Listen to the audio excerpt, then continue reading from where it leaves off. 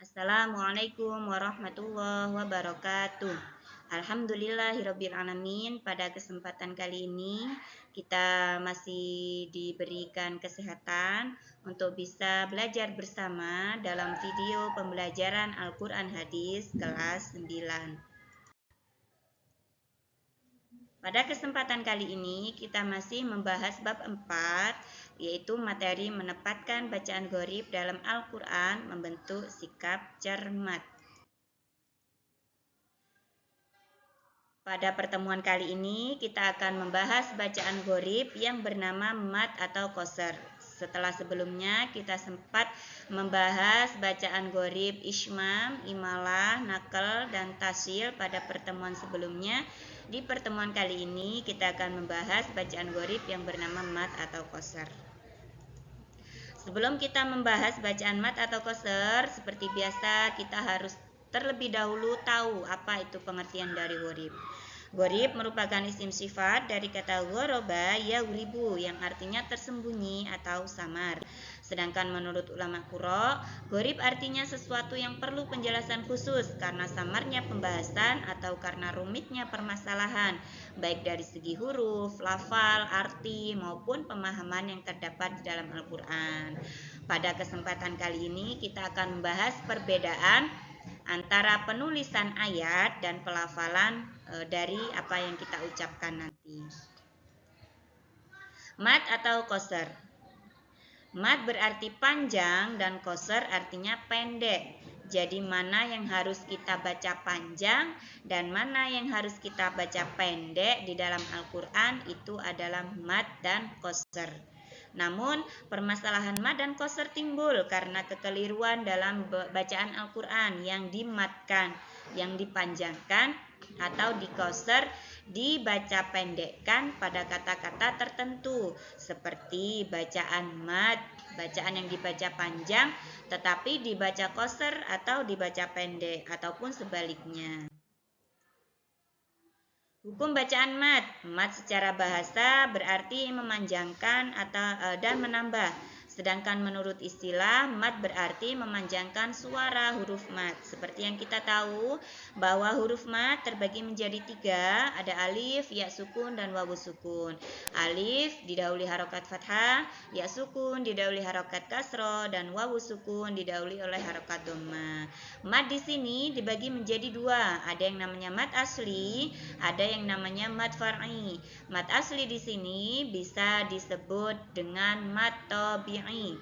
Sedangkan mad far'i ini ada beberapa cabang mad, di antaranya ada mad wajib mutasil, mad jaid munfasil, mad silah tawilah, mad arid li sukun, mad lain, mad lazim mukhafaf kilmi hingga mad far'i. Setelah kita tahu tentang jenis dari mad, sekarang kita akan masuk ke panjang bacaan mad. Cara membaca mad yang pertama harus dibaca qasar. Huruf mad tersebut dibaca sepanjang 1 alif. 1 alif di sini nilainya sama dengan 2 ketukan atau 2 harokat. Yang kedua kita baca at-tawassut. Huruf madnya dibaca panjang 1,5 alif yang bernilai 3 ketukan atau 3 harokat. Sedangkan cara membaca yang ketiga harus dibaca atul. Huruf madnya dipanjangkan 2,5 alif atau sama nilainya dengan 5 ketukan atau harokat. Bahkan ada yang sampai membacanya atulnya sampai 3 alif atau 6 ketukan dan harokat. Kalau tadi kita sudah membahas tentang hukum bacaan mad, sekarang bacaan qasar. Qasar sendiri artinya memendekkan bacaan Al-Quran yang semula dipanjangkan. Nah, jadi pada penulisannya identik dengan dibaca panjang, namun karena ada sebab-sebab tertentu maka harus dibaca pendek. Qasar di sini dibagi menjadi 2. Ada yang namanya qasar sofrun mustadir.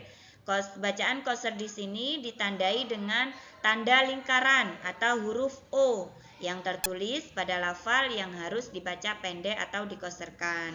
Sedangkan yang kedua ada yang namanya sofrun mustatil, di mana terdapat tanda oval seperti bentuk telur atau angka 0 yang tertulis di atas lafal yang harus dibaca pendek atau dikoserkan.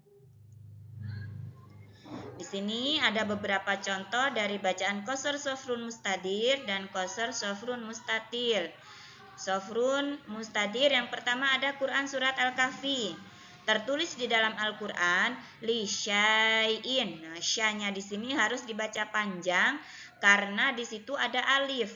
Namun karena syanya di situ kita teliti ada tanda baca qasr, maka syanya harus dipendekkan atau dikoserkan menjadi bacanya li syai'in. Itu dalam Quran surat Al-Kahfi. Sedangkan Quran surat Yusuf ada bacaan tai asu. Nah, di sini tanya kalau kita lihat harus dibaca panjang. Namun di situ ada tanda baca qasr, maka tanya harus dibaca pendek.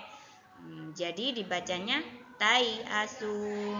Nah, kemudian di Quran surat Yusuf lagi ada layai asu. Nah, ianya di sini dibaca panjang karena dalam penulisannya dia memiliki alif, jadi harus dibaca panjang. Namun kita lihat di sini bersama bahwa di situ ada tanda baca qasr yang harus dipendekkan. Nah, jadi bacanya layai asu.